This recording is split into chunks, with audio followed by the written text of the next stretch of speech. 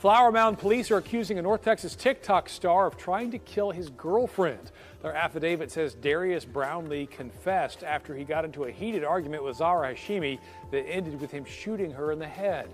She has survived and is it cheating if I get a hug from a guy and he leaves? It's already cheating. It's already cheating if you hugging somebody. You already cheating if you hug. You already cheating if you hug somebody. You already cheating if you hug them. You already cheating if you hug them. If he leaves his cologne, can you listen? If he leaves his cologne scent on my jacket and then I'm just smelling it like, he smells so good.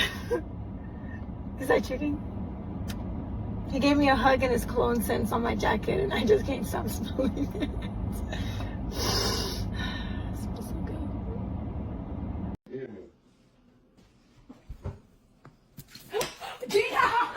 Bag up. You got my people, that was cold. Bag up. Why would you? Bag up. That's what I'm saying. Don't have shit like that. I'm supposed to throw the drink on. She shake her booty in my face. What you want me to do? Like she out of my face shaking that thing. I'm like, this my job. Why would you get my booty is wide open? For real. You're getting inside. But see, I'm just trying to show you this. I'm loyal. You hear me? She ain't gonna come shake that booty in front of me because you know I'm gonna splash her. You hear me? Watch out. Watch out here. You like this? No, my booty hole is cold. But you ain't say it was you. You said if a bitch walked up. So if she walked up and get in front of A bullet went through her face. He's the one who pulled the trigger. And months later, she went back to him. Not quietly, not in secret. In public, on camera, in front of the same followers who watched her fight for her life. This is the part of the story most people never hear, because the headlines stop at the shooting. Ours doesn't. Welcome to the Crime Edition. In today's case, we're covering the case of Ladarius Brownlee and Sayedeh Zara Hashimi. So stay with us, and remember to subscribe to this channel, hit the like button, and tell us where you're watching from. Before the road, before the argument, before any of it, Ladarius Brownlee and Zara Hashimi were two of the most recognized faces on TikTok's relationship content scene. Under the joint account Deno and Zara, a name built by combining their own, they drew a following of more than 155,000 people over roughly 2 years. The appeal was simple. Real bickering, real affection, videos that felt unscripted even when parts of them clearly were. Followers didn't just watch the account from a distance, they felt like they knew this couple personally, the way you know people you followed for years. Comment sections were filled with people calling them relationship goals, joking about their own partners not being as entertaining. Nobody watching from the outside saw anything resembling a warning sign. That's the part worth sitting with, because in hindsight, some of that footage tells a very different story than the one it was posted as. Some of the earlier videos, the ones that pulled in the most views and comments at the time, read differently once you know what came later. In one clip, Zara is asked directly if she's happy. She says no. She says it isn't real. At the time, it was treated as a joke, a caption, a bit for the algorithm. In another, Brownlee tells her that another man noticing her is somehow her fault, laughing the entire time he says it. None of this was hidden or private. It was posted publicly for followers to see, and virtually nobody in those comment sections flagged it as anything more than banter. There's also an account from a woman who dated Brownlee before Zara did. She has said publicly that the relationship involved narcissistic behavior along with physical, emotional, and verbal abuse throughout. That description predates Zara entirely. It's the same pattern attached to a different name years earlier, and it existed on the record well before July of 2024.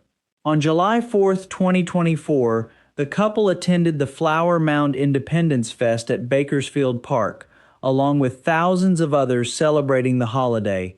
Zara posted from the event earlier that evening, smiling, dressed for the occasion, giving followers no indication anything was wrong. By the time the fireworks ended and the couple began walking back toward their vehicle, witnesses told police the two were already arguing.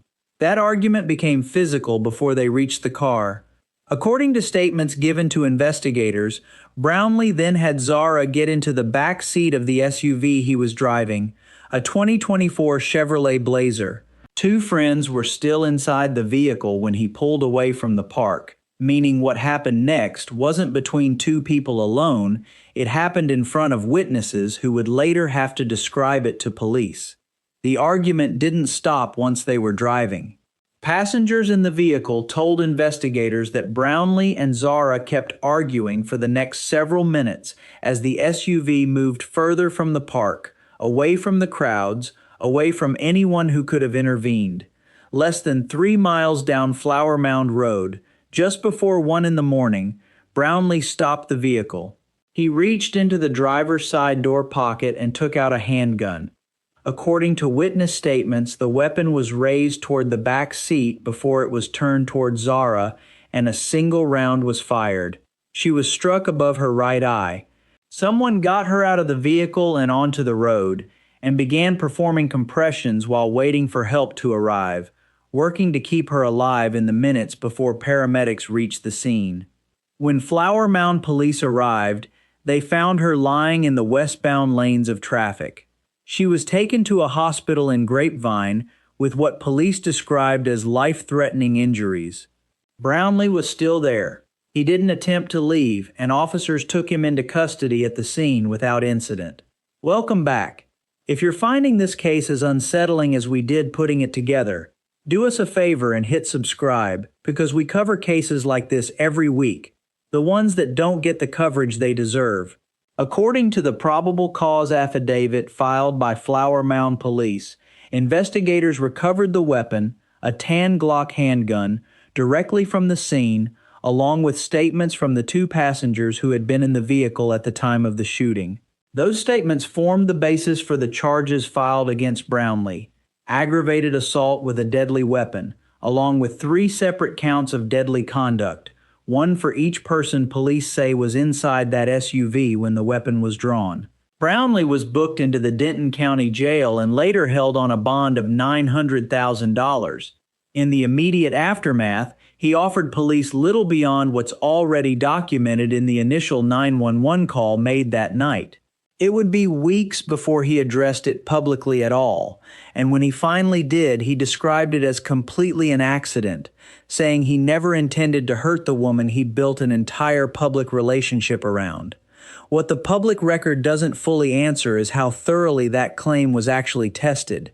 There's no indication in the reporting available of an independent forensic reconstruction of how the shot occurred, no detailed ballistics report made public, and no clear account of whether investigators examined how the weapon was carried, handled, or discharged that night. Cases involving a firearm fired at close range, inside a vehicle, typically generate this kind of forensic detail as part of the public record when they go to trial. Here, the case moved from arrest straight into plea negotiations, without that level of transparency ever surfacing publicly. Whether that's because the evidence clearly supported the accidental account, or because the case was resolved before that question needed answering in open court, isn't something the available documentation makes clear.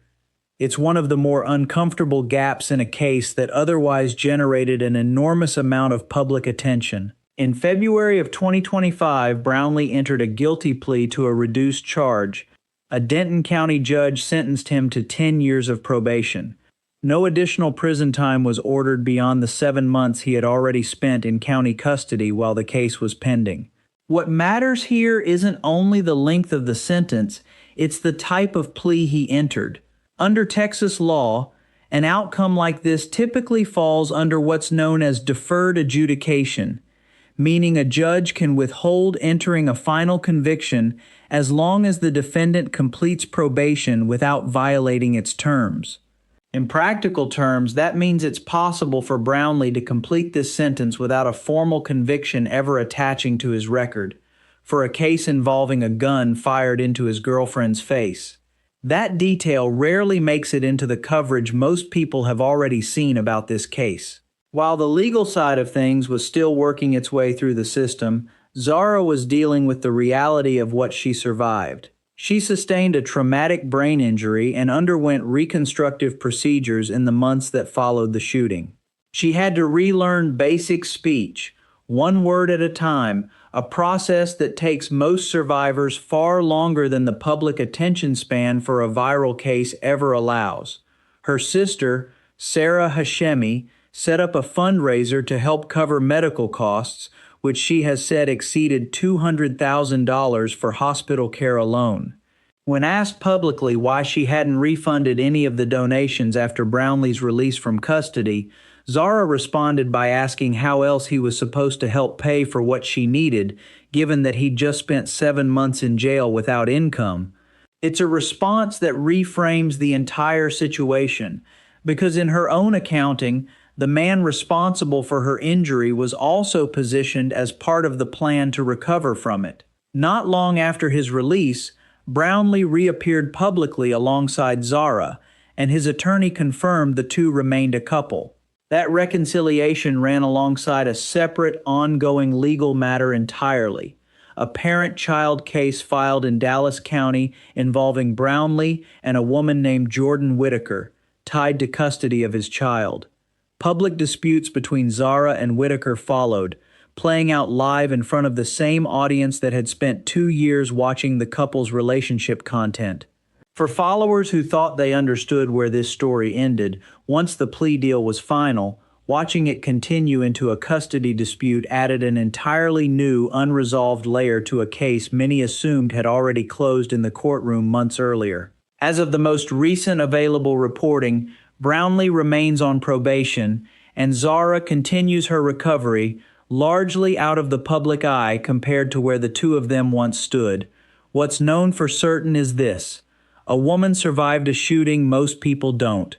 The man responsible avoided a conviction most people in her position would never have the chance to see happen to the person who hurt them. And she chose to stay. So here's where this case leaves us. Not with a clean resolution, but with a decision a lot of people watching are going to disagree with. A woman who survived something most of us can't imagine, choosing to return to the person responsible for it. It's easy to sit outside a situation like this and know exactly what we'd do differently. It's harder to sit inside one, especially with a body still healing and bills still coming due. What we do know is that the outcome here, legally and personally, doesn't match the weight of what happened on that road in the summer of 2024. Whether that changes going forward is a question only time and the people actually living it can answer. If this case left you with more questions than answers, you're not alone. That's exactly why we cover them. Subscribe to the Crime Edition so you don't miss the next one. Hit like if you made it this far, and let us know in the comments where you're watching from.